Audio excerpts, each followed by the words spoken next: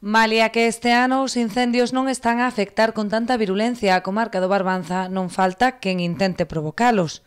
Un veciño de Cespón atopaba este artefacto incendiario nunha finca da súa propiedade e afortunadamente desta volta non prendeu, pero é a mostra de que moitos dos lumes forestais na zona son provocados. O veciño atopábase traballando nunha finca da súa propiedade cando avistou un obxecto amarelo pousado sobre un tronco. Cando se achegou a recollelo comprobou sorprendido que se trataba dun artefacto incendiario depositado na zona co fin de provocar un lume. Dado que a leira contaba con maleza baixa, principalmente fieitos e toxos, non chegou a prender, evitando que se produciran males maiores. Trátase dunha área residencial con gran número de vivendas á beira da estrada comarcal, co que a propagación das lapas podería ter importantes consecuencias.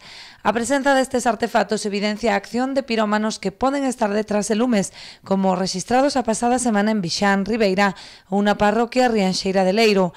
En ambos os dous casos, as primeiras hipóteses apuntan a lumes intencionados pola existencia de varios focos.